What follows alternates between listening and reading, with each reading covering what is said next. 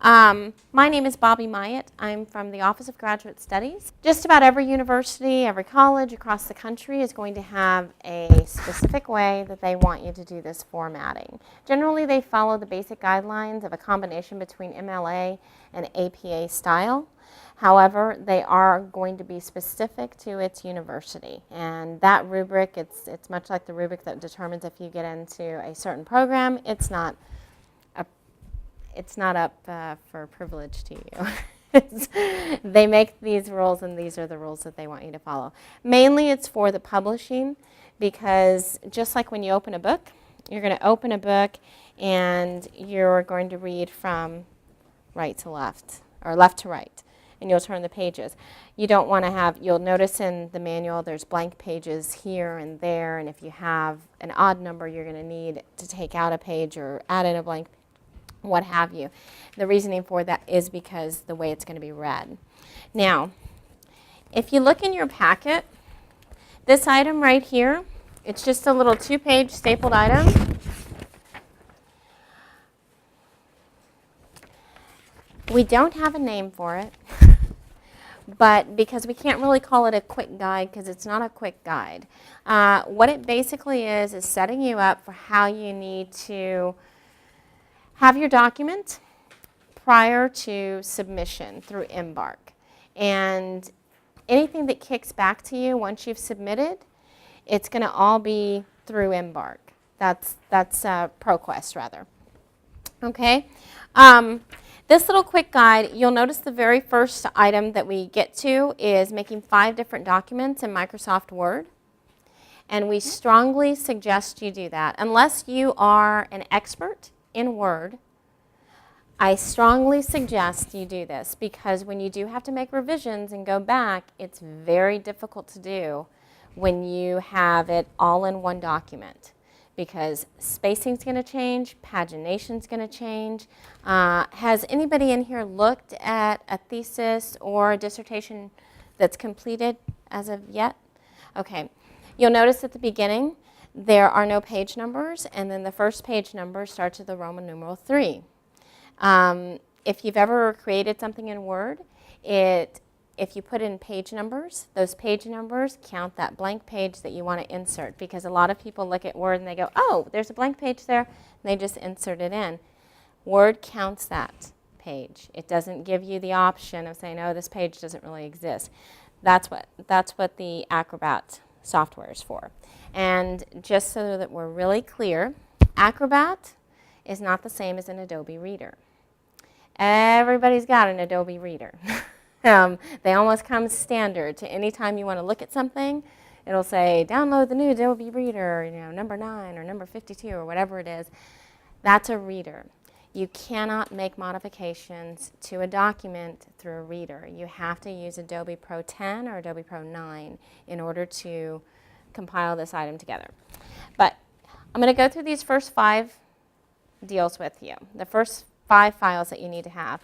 One is a blank page, and we just advise that you label them just as that. If you start labeling them Chapter 1, Chapter 2, my title, or rather the beginning, the end, the middle, you're going to confuse yourself. It's very simple, and it is easy to get confused when you're working with 5 documents.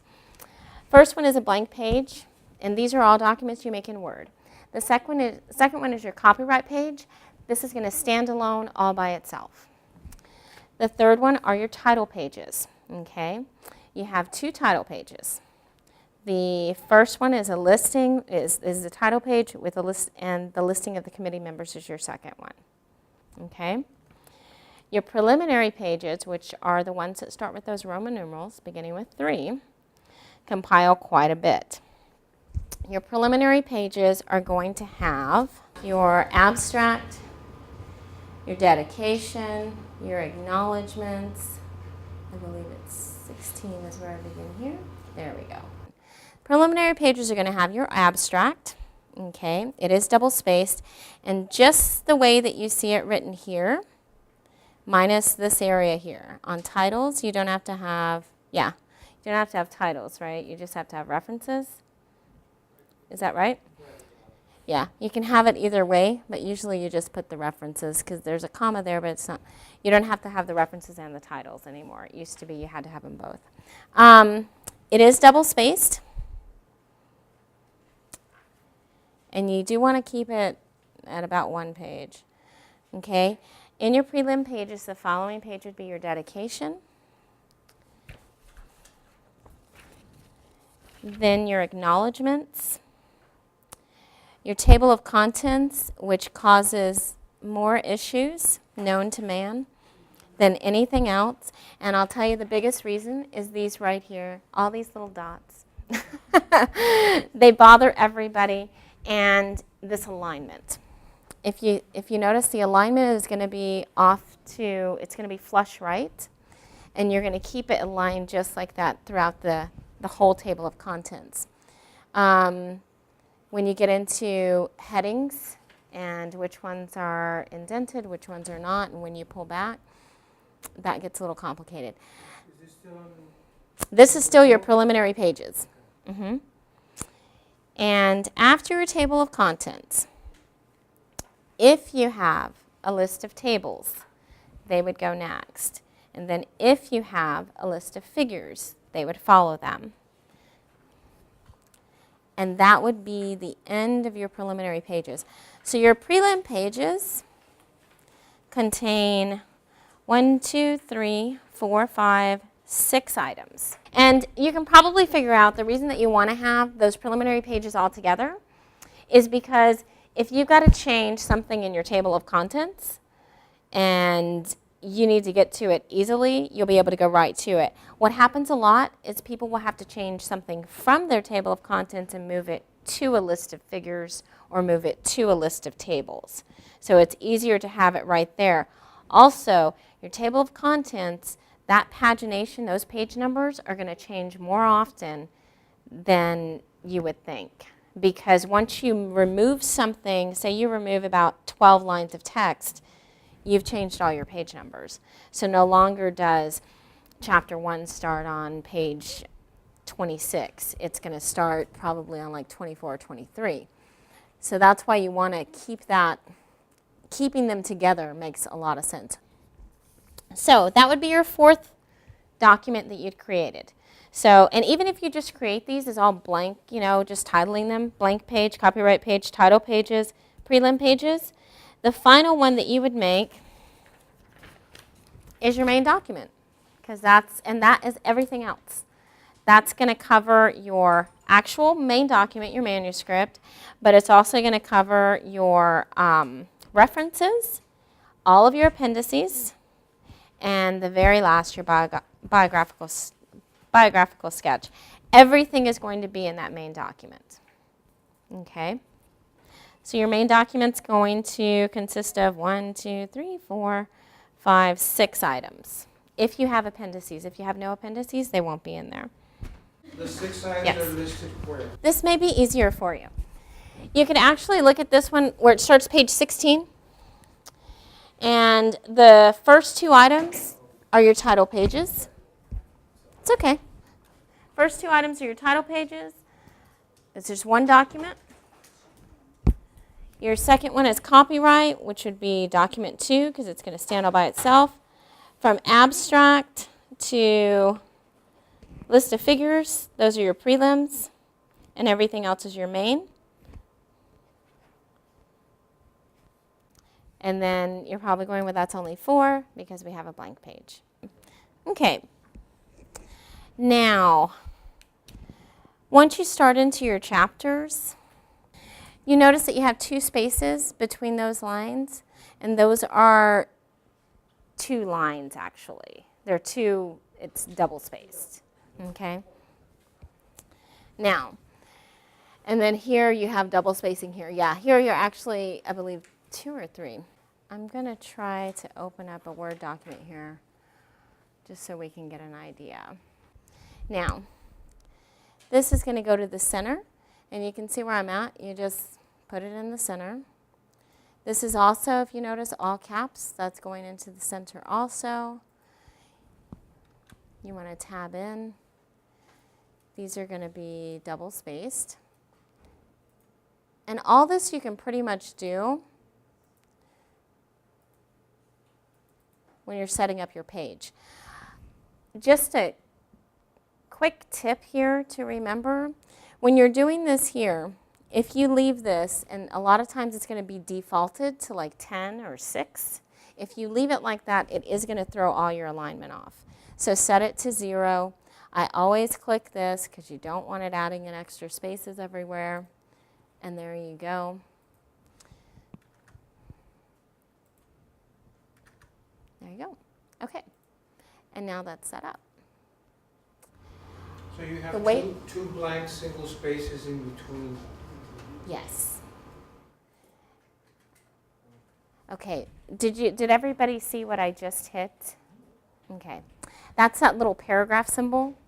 And this is going to become probably your best friend when you're working on a table of contents, because it shows you exactly how much space is being used, how many lines are being used, and then how much space, say, let's see, like right here. Can everybody see those little dots in between each word? That signifies there's a space between each one of these. So it'll tell you exactly where you're at on your spacing as far as when it comes to your alignment and your table of contents. Okay. Now. Let me ask you, what's the simplest way to get a 2-inch margin from the top down? Because all the way around, we've been taught to do a 1-inch all the time. I always use custom margins. I never use the ones that are already there. Again, if you do it a different way, be my guest, but I can't help you when it comes to changing it up in your way of doing it. I can only go by the way that I know works best for me. And I'm sure if you all have been working with Word for a while, you've noticed that there's about 15 different ways to do everything. Okay, here's where you change it. You change your top to 2-inch. You keep your left, your bottom, your right, all that at 1. Don't mess with the gutter because you're not writing for newsprint. So you're fine. The gutter will be defaulted correctly. Okay, now, let's say you've written a whole bunch of text already. Well, here, we'll just go ahead and do this here. Okay, now we're at 2 inches. See, before we weren't at 2 inches. But now we're going to be 2 inches on every page. This is where we change it. If you look through this here, this document that we've got, this is the sample thesis, thesis dissertation. And it is inside, it starts at page 16, okay? If you've noticed, your first page where the word chapter is written, that's 2 inches. Every page within that chapter is 1 inch. So if I were to scroll down and start, say, down here, my next page is 2 inches. Okay. Just for clarity here, well, for you to see that it's very easy for this to occur. If you go back and you change this, you say, oh no, I want this page to only be 1 inch. Okay? And then you click OK. Can everybody see? Okay. Now, I've said I only want, but what happened? Now I'm back at 1 inch on my chapter page, and this has to be 2 inches. So, and I could sit here for hours arguing with this thing and saying, no, it has to be this way. Now, this is at 2 inches. So my second page is now at 2 inches. Let me put some words. Okay, so we can get some perspective on this. We're looking at this page here. We want this page to be at 1 inch. And we want every page that follows it until we get to chapter 2 to stay at 1 inch. In order to do this, you go back to your margins, go to custom, change it to 1, and right down here, you see where it says preview? And it says apply to whole document, or it gives you the option this point forward. Go with this point forward. Now that's at 1 inch, and this is at 2 inch.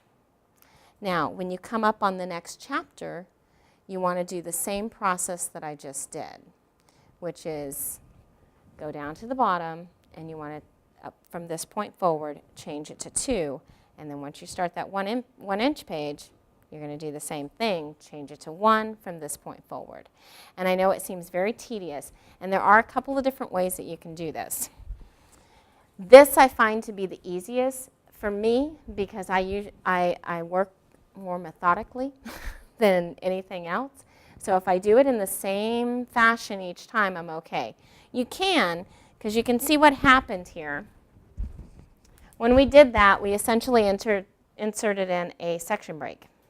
Now, you can insert in a section break the same way by going over to the breaks and choosing a section break. The issues that I fall into with this is sometimes instead of people using a next page, they'll go on to a continuous and it'll keep on adding, or it'll say, or when you go into the document where it says from this point forward or whole document, you'll find an option come up in some versions of Word, because not all Word versions are the same. Some of them it's going to say this section only. If the option is this point forward or this section only, choose this point forward. Because otherwise it's only going to take that section, and it'll take that section from the line that you're on. I don't know if that makes any sense, but you will have to use, if you're using tables that are horizontal and you've got a vertical document here, and let's say you need to insert in a table and it needs to read horizontal. You don't want it to, bunch itself up and lose all its continuity by trying to read vertically. When you do that, you will insert a page break, and then you'll put it in and you'll change your orientation. And then you'll change it back at the end of that piece. It's a little complicated. We're there to help you. So if you have this issue come up, please come by the office and we will definitely do that for you. Okay. Incidentally, all of your preliminary pages carry a 2-inch margin, except for in your table of contents. If you fall over to the second page of the table of contents, it's going to carry a 1-inch margin. Okay. Again, if your abstract does go 2 pages, that second page will carry a 1-inch margin. And the same for your list of tables, list of figures. If they go over to 2 pages, that second page will always be 1 inch. Okay. Alrighty. And if your table of contents, let's say your table of contents is, if it's an even number, you do not insert in a blank page after. If it's an odd number, you insert in a blank page. And that's so that it doesn't turn the page and you've got table of contents on this side, or you've got your chapter starting on the left when it should be starting on the right. Okay? Yes, just for that section of the table of contents. Because that's going to guide you. I'm going to go into pagination next, and then we'll come back to the headers, unless y'all would rather me. Because I find that the margins in pagination are more the mechanics, as opposed to the headers, the level 1, level 2, level 3, level 4. Those get more into your actual content, which we don't handle any of your content. That's all through your committee and your program. We only do the mechanics. However, when it comes to headers, everybody tends to be a little shaky on, is this level 1, level 2, level 3? So I will go through that quickly. But I did want to get you on the pagination, because that is another area that we find that comes up quite often. This is the first page of chapter 1. And as you can see, the page number is 1. Because this is where your main document begins, if you recall from when I was talking to you about that, your main document begins, the very first page is chapter 1. So for this, doing the page numbers is fairly simple. You just do it at the bottom of the page in the center, and there you go. You don't do different first page. That's it. And that's going to keep all your page numbers right. Now, You know, and I know, because we know that before that chapter 1 page begins, we've had probably 1, 2, 3, 4, 5, 6, 7, 8, 9 items before that, including blank pages. So you're probably looking at least 17, 27 pages maybe even before that. So you're probably going, well, why is that beginning chapter 1, page 1? That's where the actual body of work begins. So when you're working with this in Adobe, you'll find that your page number doesn't match with the actual page you're on because we've inserted blank pages and we've used preliminary paging. Now, going into the preliminary page numbering, and let's say, your first preliminary page would be your abstract, but these begin with Roman numeral 3. And the reason they're Roman numeral 3 is because you have a title page, a committee page, and a copyright before that. Okay? Okay, and this is number 3. Again, it's double spaced, 2-inch margin, and then 2 spaces in between. And then this is how you would write it. You would underline the name of your document and whatever your program names itself. We have a lot of people that do a master in history, and they'll put the department name and everything else. All you need to put is what it's called. It's a Master of Science in history or interdisciplinary studies or what have you. Okay? All right. Then you've written your abstract and you've gotten in your Roman numeral. When you want to change the type of page numbers, it's just right here. Again, it's the bottom, it's the center. And I don't know why that just did that, but here we go. Okay. Right here is where you're going to change the type of page number. You would go to Format Page Numbers, and you can see up here, they've got it in the Arabic, 1, 2, 3, and you can change it to the lowercase Roman numeral, and you're going to start at 3. Okay. And that's going to begin at Roman numeral 3. And then the subsequent page would be Roman numeral 4. Do you have any specific My areas? setting up the table of contents is really not fun. No, it's horrible. I'm hating it. Is there Gosh, you know what? anything to help? That would, let me show you what I do. Hold on just a second. The first thing that you'll notice on the table of contents is especially in our example, it's highly uniformed. And I don't think anybody's ever comes out that uniformed. Okay, here we go. Okay, you can see the number one thing that I get students come back for where that they've submitted and they get a revision back, and it has to do with this lowercase e being aligned. Okay? If you use that E as your marker, as your guide, everything's got to end right there, wherever that, and it needs to say page right there, not page number, not pages, just the word page, okay? And then you align up these. And as you can see, a V takes up more space than an I does. A 2 is wider than a 1. You're going to find there's so many different little characteristics between numbers. So you're not going to have the exact same space on each one of them. I find one way of managing through this here. See this one, the page is moved too far over.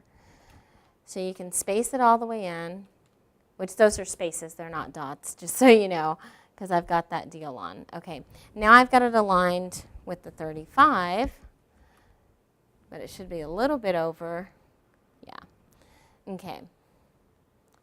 And as long as it hits on the letter, generally they'll let that pass through. But if you're way off, it's not going to fly. If all your numbers start kind of going like this, it's not going to fly. So I try to line up specifically like that.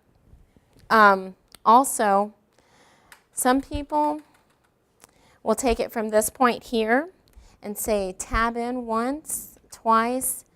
Let's just go once. If we go once and then start adding in your dots. And if maybe you set yourself like right there at the P and then space in until you get there, and you could probably set a tab. You may be able to set a tab for that being 2 numbers. You're going to notice, so it's still going to have a little fluctuation, because then when you end up with like a number 6 and your number prior was a 9, you're going to be a little off on the space. The only thing that you can do, or what I've done in the past, is I'll start deleting from the inside where you've got the little dots. Start moving space there first, because if you move too much space, and these, just keep in mind, these ones, these dots, they don't have to be aligned perfectly with one another. If you end up and you've got 2 dots before you've got your number, and this one you've got 2 spaces, that's fine.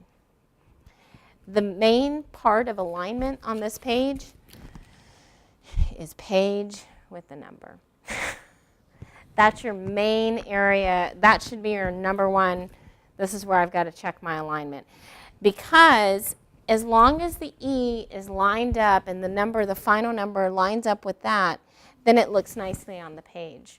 Regardless of how maybe off over it looks to you, it'll look nicely on the page.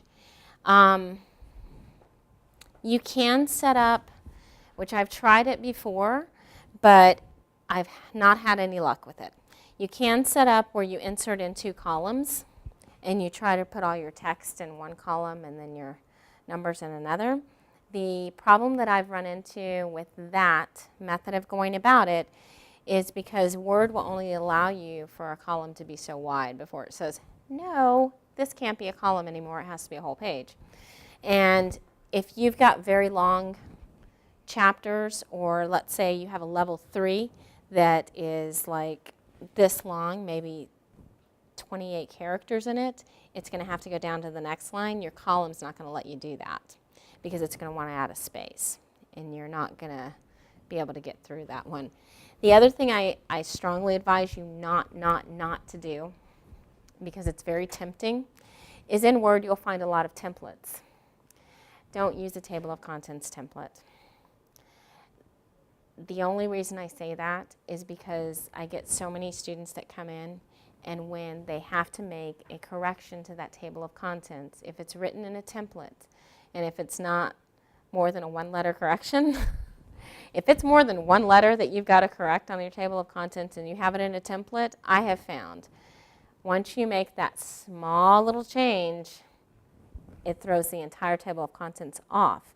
And what it'll do is, because it's in a template, I'm sure everybody's worked in Word before, and sometimes you'll run across something and it has a little tiny box, a little square, a little hollow square at the end of it, and you can't do anything with what's in there. You can't delete it, you can't move it, it just stays there and it drives you crazy. That's what happens when you work with a template, because it's given itself so many lines. The template's made already with so many lines and so many spaces in it, and when you start wanting to modify it, Word gets really freaked out and says, no, you can't modify me now. I'm working. So I don't advise using a template.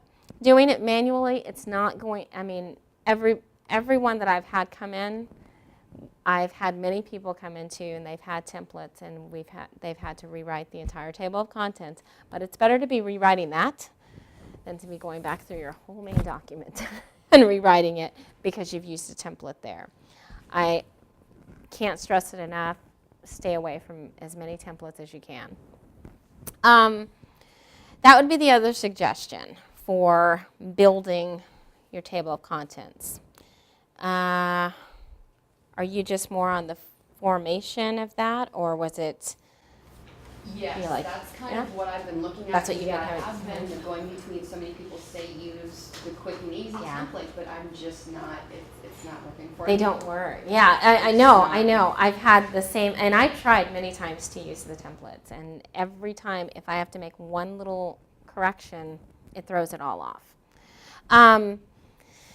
The other thing you want to be aware of, and this is just so you're aware of it, not everybody is working in the same version of Word, okay?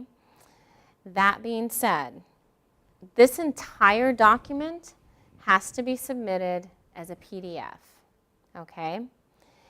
Sometimes, and if you are working with a Mac, be very, very aware that Mac doesn't use a specific Word 97, Word 2008.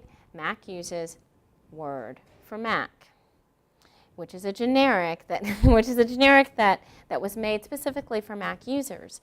And what does happen a lot of times when you're converting it into a PDF and then you submit it and then you look at what you submitted and you go, well, now it's all messed up, the alignment's all off. It's because of you've done it in a Word for Mac, or you've done it in a different version of Word. I had somebody, I believe it was last semester, yes, and she was using Word 2009, and beautiful document. I mean, just perfectly gorgeous in Word 2009. However, at my desk, I was helping her, and I believe 10 or 12, I can't remember, but that's what we're in. And just from that one little change, it caused, even though her document looked gorgeous, even, you know, the way it looked in Word, when that little box comes up that says something to the effect of you're going to be using a different version of Word or whatever, do you want to keep the same things, or compatibility, it's going to give you a question. Check that box. You want it to stay compatible, because otherwise it will jump everything over. So you would check it as in yes or no, or?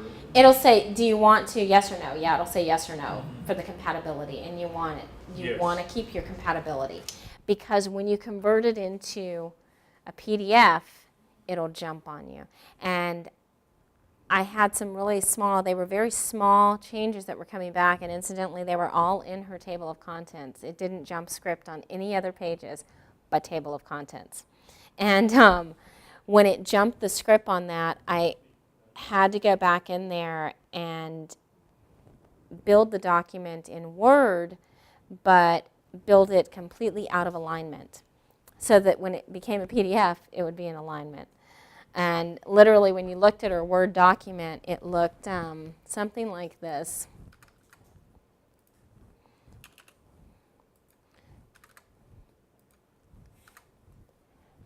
That's how it looked in Word. But when we converted it to PDF, it was perfect.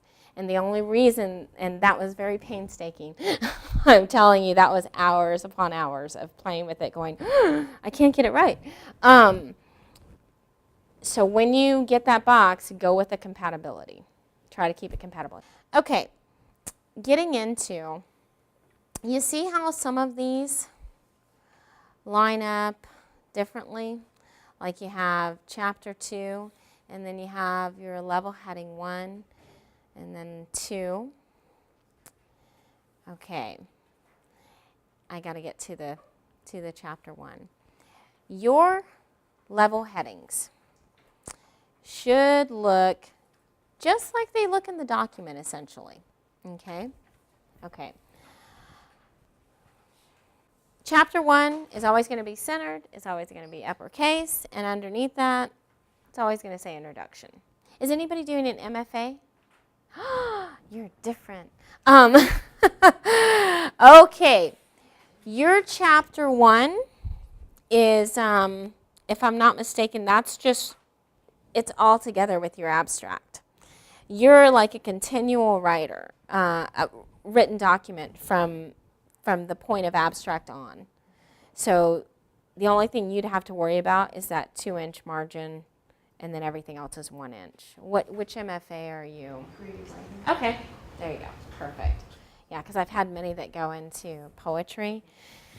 And that's even more different because poems are just like art, and they can be written in any format.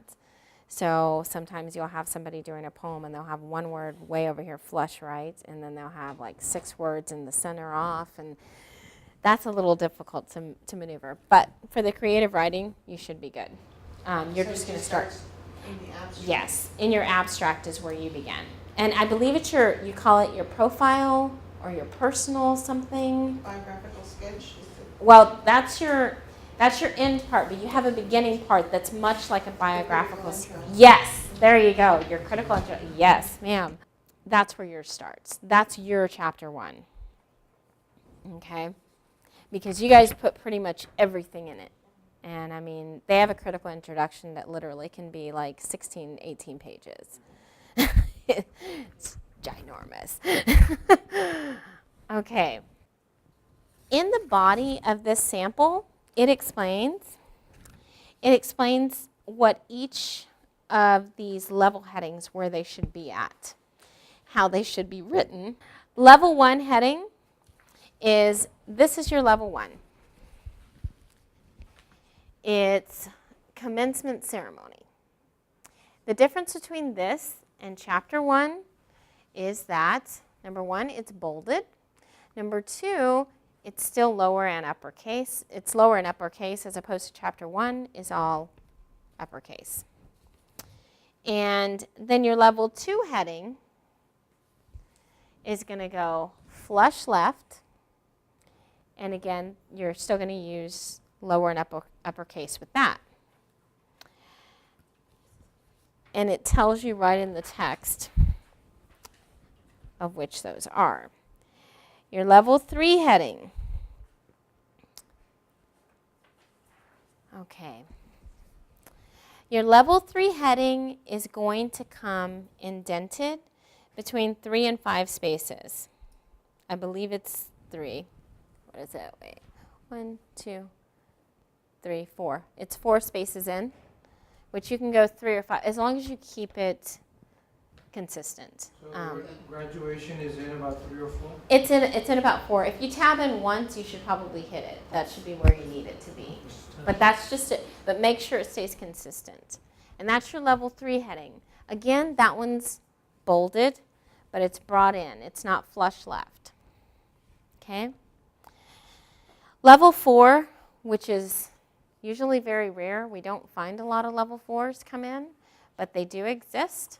Level 4 is indented, and it's also italicized. Okay? Now, the level 3, only the first word is capitalized, and Yes. then there's a period? Yes, That's there a is a rule? period. Then you start your text right after the period. And then you start your text after.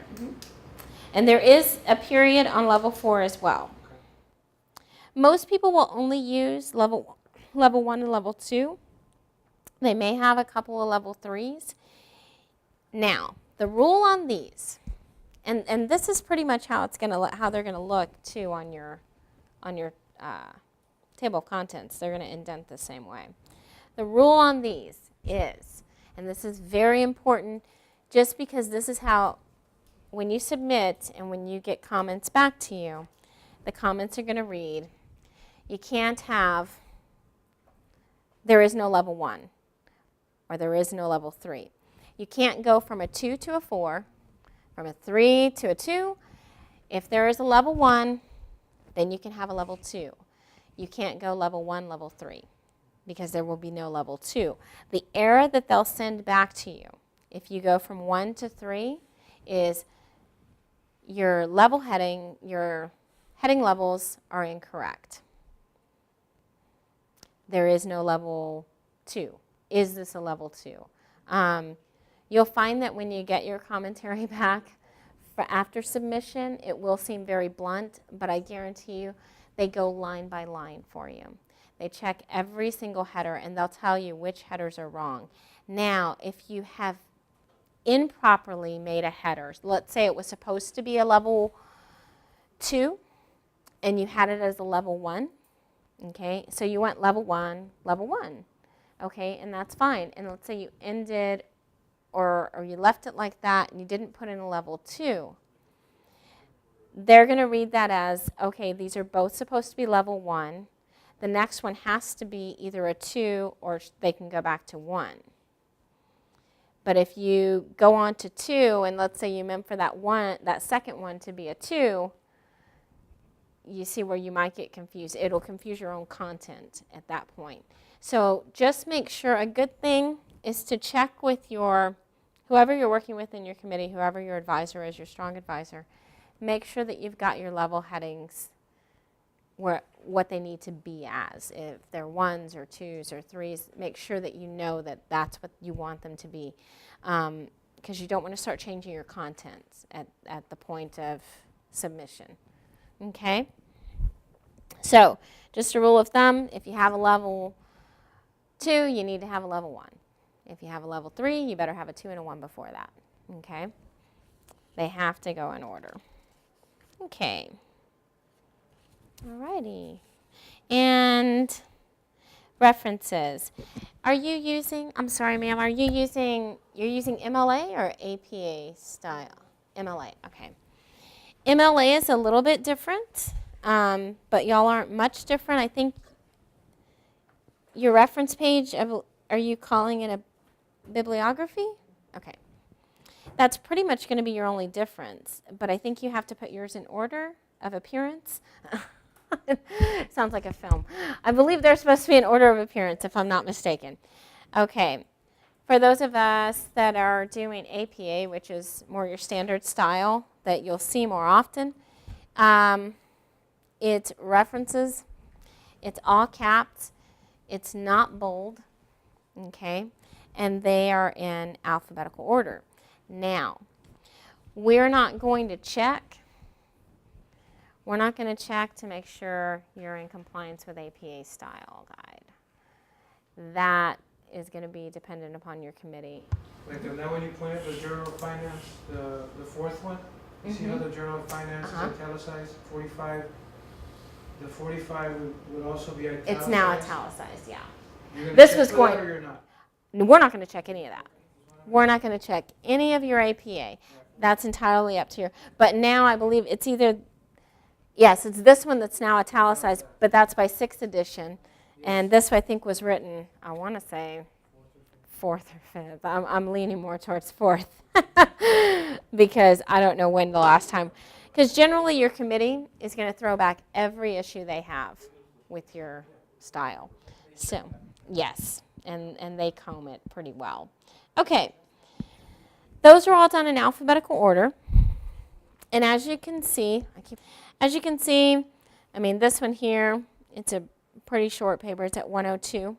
And that would be, let's say that was the end of their references. Can I ask you a question on that? Okay. The way we have it in APA is they're all double spaced. Yes. And this is not. This is not.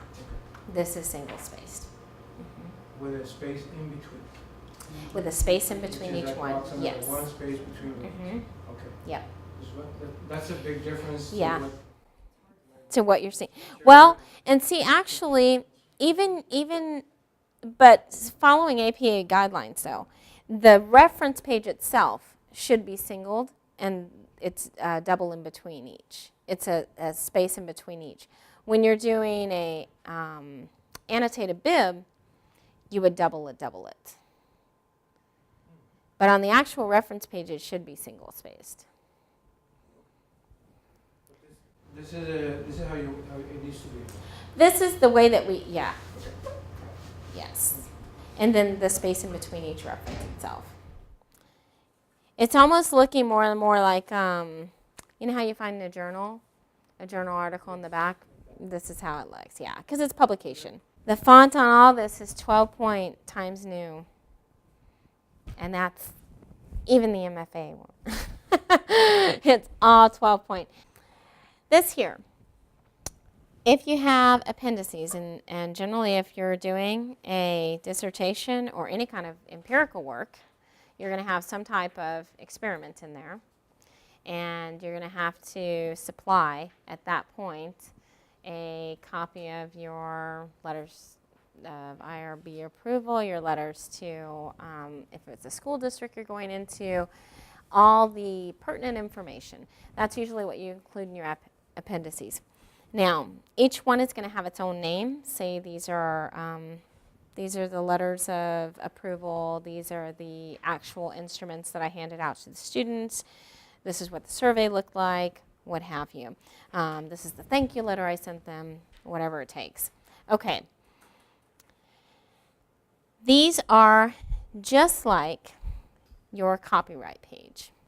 You have a cover page, and it's exactly like your copyright page. It's centered vertically and horizontally.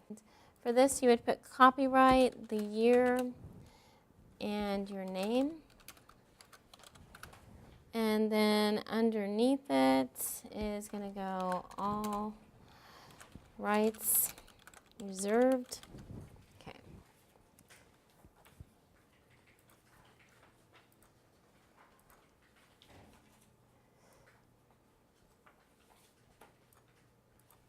Okay.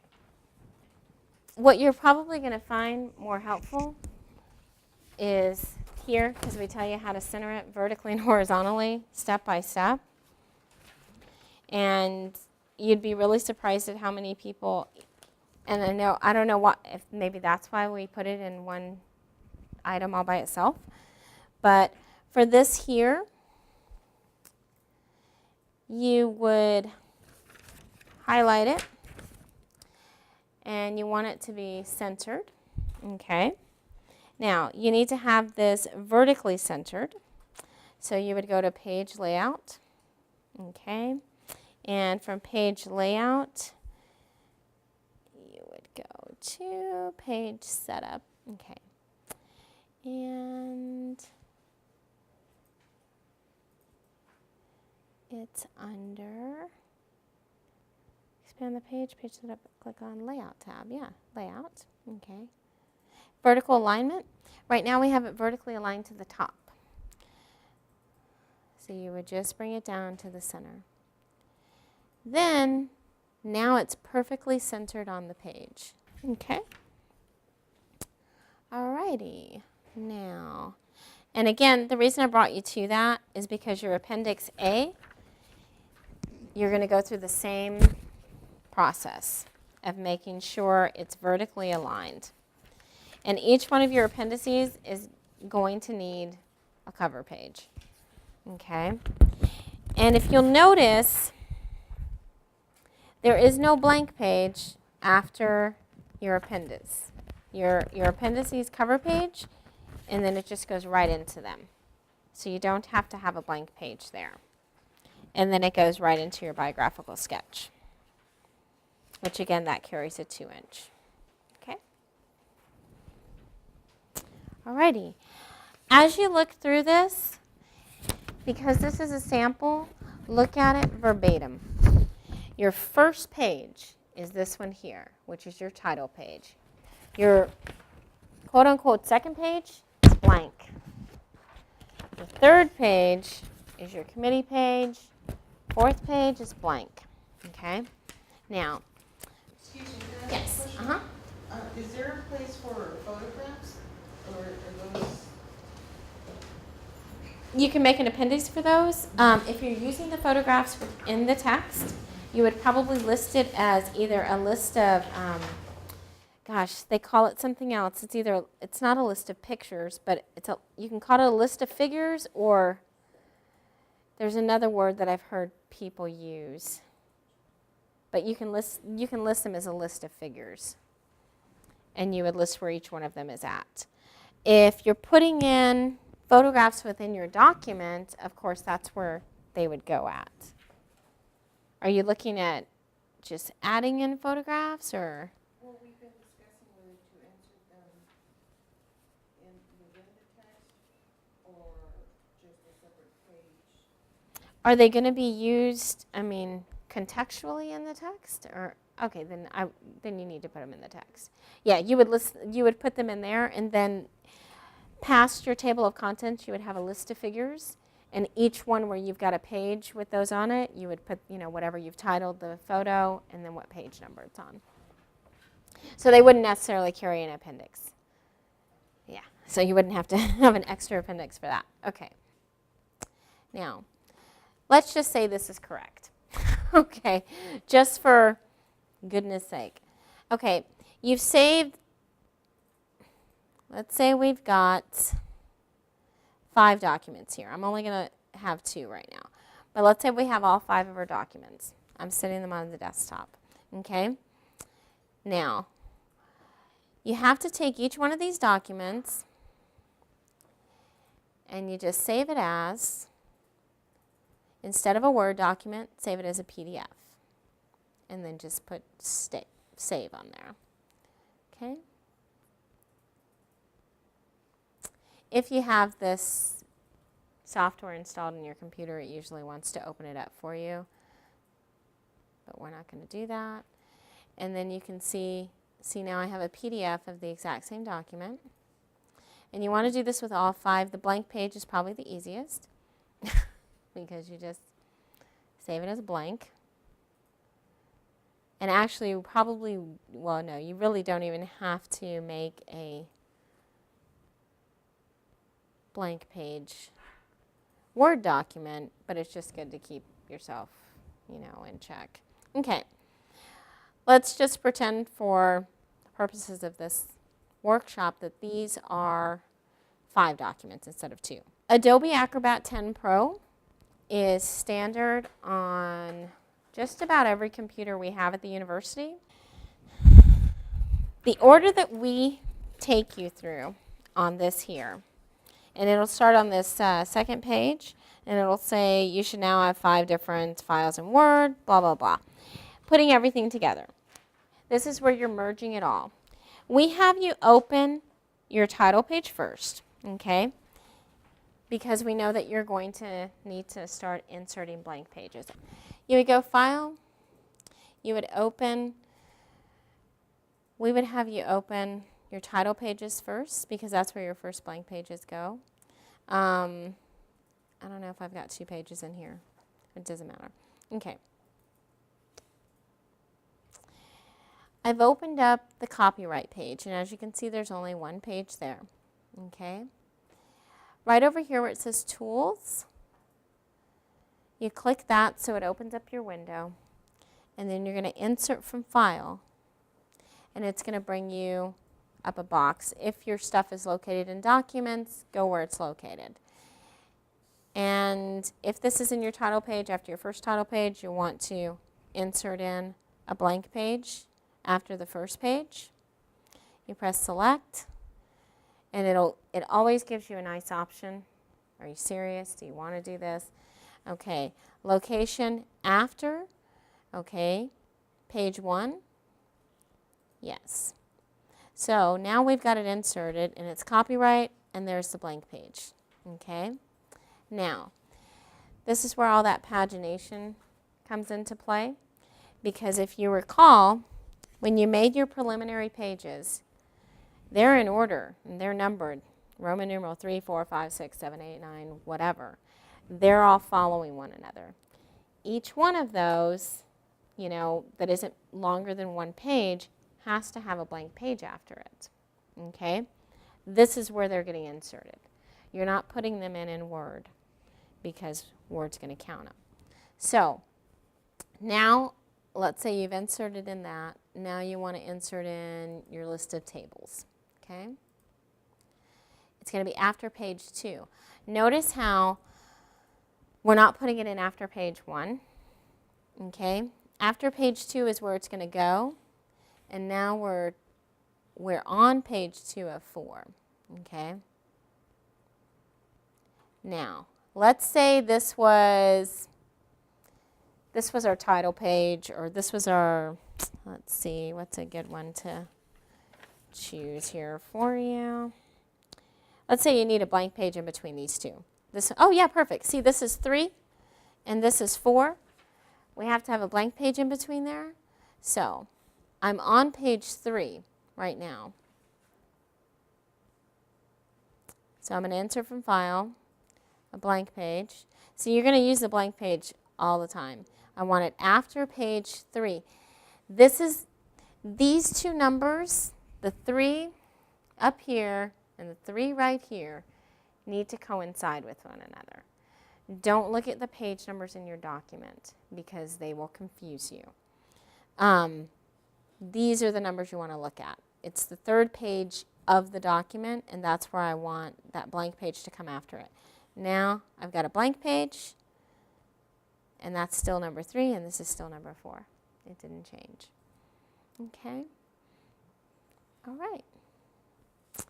And then when you're complete with it, you would just file, save it as a PDF, and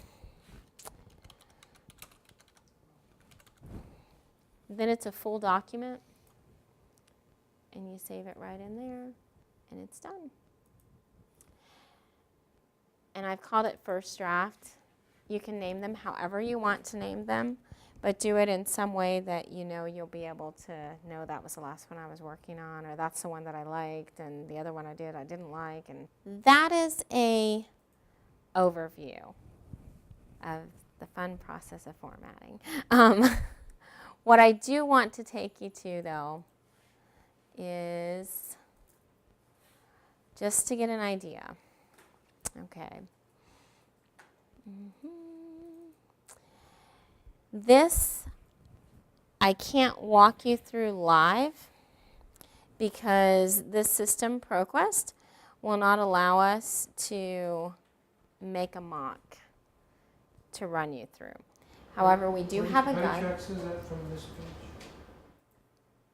From that page there, it's right here, important updates, online submission. It's this one right here, ETD, admin. Okay, but we do have the submission guide, and I believe this is the one that we've got with, yes. Go through this entire thing. Don't skip a page, a step, because this we got screenshotted. We were able to take each page that you should come up on and tell you exactly what you need to do. First thing, of course, you would create an account. It goes through the whole deal. The area, I'm going to try to find the area that most people have trouble with.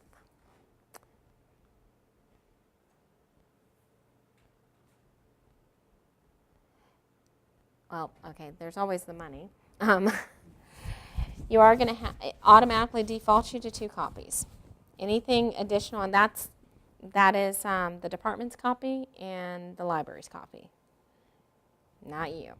So if you want a copy of it, you can add it here. Now, just so you know, you don't have to order that copy right now. If you don't want to shell out, I think it's like $75 or something. If you don't want to do that right away, don't. The 2 copies are gonna satisfy your requirement, but you can also, once you have this done, because your copyright is all done, everything's complete, you can also always go back in and order your work yourself. You don't have to do it right this second. It stays with them, I think, forever. Keep in mind also, ProQuest is used by about 87% of colleges and universities that accept thesis and dissertation. That being said, while all of us carry different programs, most of us have about the same or around the same time deadlines for first draft, final draft, things along this nature. So if it's midnight and the draft is due on April the 6th, and it's midnight, and your little deal is spinning and spinning and spinning, and you're like, well, I wonder if it went through. Well, number one, it'll tell you if it's submitted. It'll give you a nice confirmation. If you don't get that confirmation, it never made it through. But at midnight on the days of submission, especially the final days, sometimes the first draft days, but at midnight on the final days of submission, their system will bog down really wildly. Sometimes it'll fail, but it will slow completely down because everybody's trying to submit. It's not just in Texas. It's not, just in the U.S. really. It is worldwide because everybody uses ProQuest. I don't know why. Something does happen, and let's say your computer crashes or something happens and it's technical. You need to come like that next day, be there at 8 o'clock in the morning, or be on the phone with somebody from our office that early.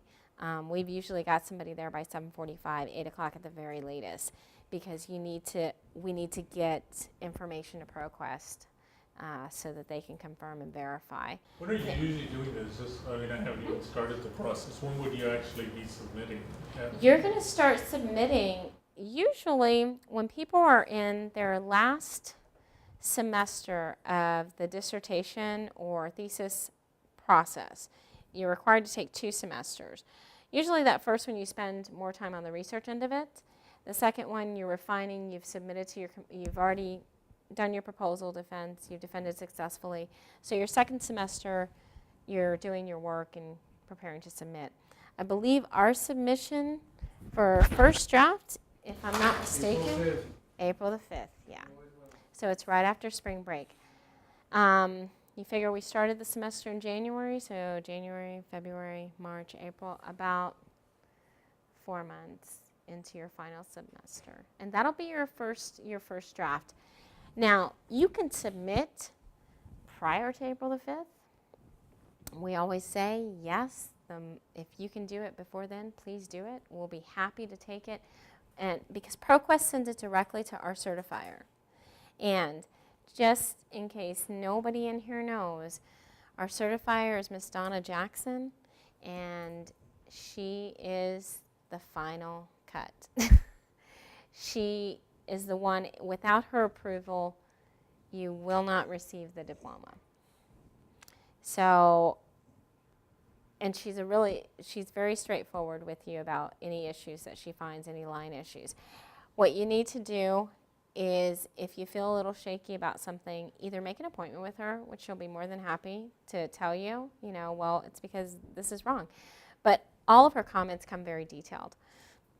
A lot of people want to wait until the very last minute to submit their final drafts, and what happens is then she will get behind because she is the only certifier for the university. So if she gets behind because she's looking at somebody's actual first draft and they're calling it their final draft because they haven't met with their committee and they haven't gotten the revisions back, and we're all graduate students, and I'm sure you understand the burden that you carry for that. You really have to stay on top of your committee members to get those revisions back to you. Even though you may think you're nagging, it's really important. This is your work. This is your work, and you've got to have that much passion and put the value on it, because they've got their own work. So you just want to make sure you get as many revisions back, make the revisions, submit back to your committee, and then go ahead and submit into ProQuest again. Once you've done this initial deal where you've paid that, I think it's $150, once you've completed that, you can submit revision after revision after revision as many times as you want. We don't charge you by the number. So I would say also, that's the other thing that's really important that you should know.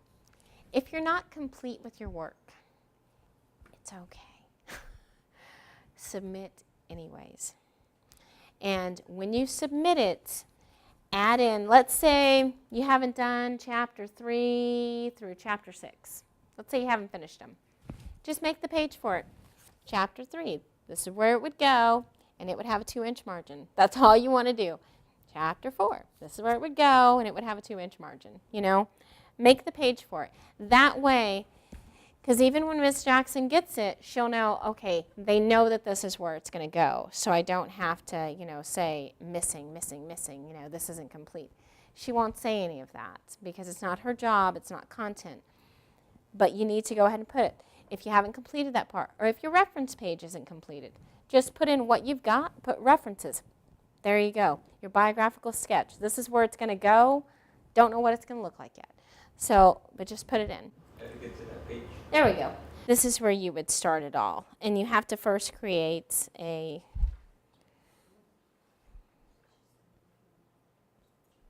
would first create your deal. I believe you go here first. Okay. I'm not an administrator. Oh, here we go.